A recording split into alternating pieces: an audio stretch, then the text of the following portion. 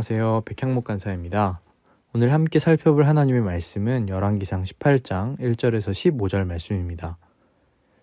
엘리야가 가뭄을 예언한 지도 어느덧 3년이나 지났습니다. 3년 동안 가뭄을 맞이한다는 거 정말 끔찍한 일일 거예요. 이스라엘은 우상을 숭배하는 악한 지도자를 만났고 그로 인해 하나님의 저주를 직격탄으로 맞아야 했습니다. 그리고 가뭄으로 많은 사람이 고통을 당해야 했죠. 그런데 그 중에도 아합은 여전히 자기 백성을 걱정하기보다는 자기 탈 것과 가축들의 목을 축일 생각만 하는 악하고 이기적인 지도자였습니다. 이기적인 지도자와 하나님의 진노가 이렇게 만나면 고통당하는 것은 백성들 뿐입니다. 이를 보던 하나님은 엘리야를 다시 보내시기로 결심하시고 이 가뭄을 그렇게 끝내려고 하십니다. 그리고 하나님은 이 가뭄의 끝에서 분명하게 아합과 이세벨에게 그리고 그들을 따르는 바알과 아세라의 선지자들에게 자신의 강함과 위대함을 드러내 보이실 계획을 세우고 계십니다. 그런데 이 웅장한 서사의 한복판에서 오바댜라는 국내 대신이 등장합니다. 이 사람은 멀리서 보기에는 아합을 보필하며 사는 그냥 자기 직업을 가지고 살아가는 소시민처럼 보입니다. 그러나 자세히 들여다보니까 이세벨이 선지자들을 핍박할 때 아무도 모르게 선지자들에게 떡과 물을 제공한 숨은 동역자였습니다. 그런데 사실 따지고 보면 이 오바댜가 또 뭐 대단한 일을 한 건 아닐 수 있습니다. 자기가 맡은 일을 하며 살다가 자기 팔이 닿는 선에서 선지자들을 도왔고 하나님의 뜻을 따라 그렇게 그냥 살아가는 한 사람이었습니다. 물론 오바댜에게는 목숨을 건 선택이었지만 선지자들이 먹은 떡과 물이 하나님 나라에 엄청난 반전을 일으켰다거나 다른 선지자들처럼 큰 기적을 만들어낸 사건은 아니잖아요.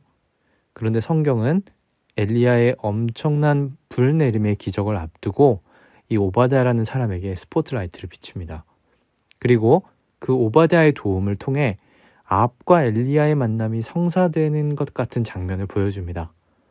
이런 전개 방식은 마치 850명의 바알과 아세라 선지자들과의 엘리야의 싸움에서 그 승리하는 여호와의 선지자의 등장에 오바댜가 중요한 징검다리 역할을 했다는 느낌을 줍니다.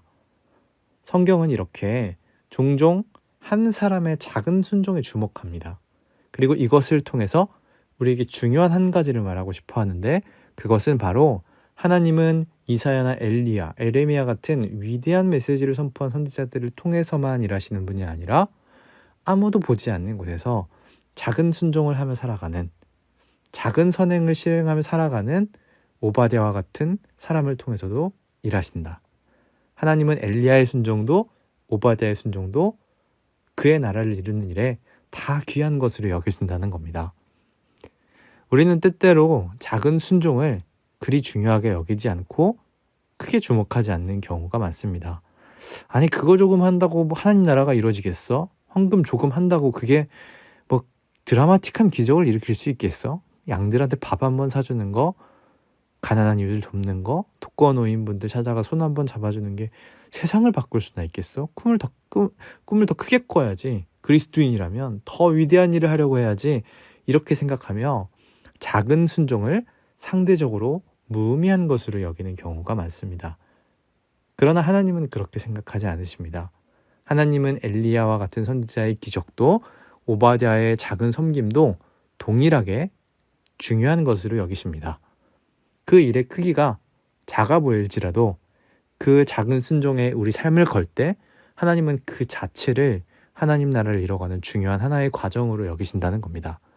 그러니까 오늘 내가 살아가면서 만나는 모든 순종의 기회, 섬김의 기회를 이게 뭐 얼마나 중요하겠어. 하나님 나라를 이루는데 이 작은 행동이 뭐 얼마나 의미를 갖겠어. 라고 그것을 지나치고 섣불리 순종의 경중을 가늠하지 마십시오.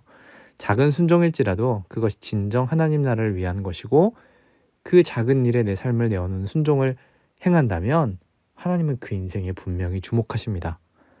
오늘 하루를 살면서 찾아오는 여러 순종의 기회들을 놓치지 마시고 하나님의 뜻대로 사는 삶을 선택하심으로 하나님께 주목받는 하루가 되시기를 바랍니다.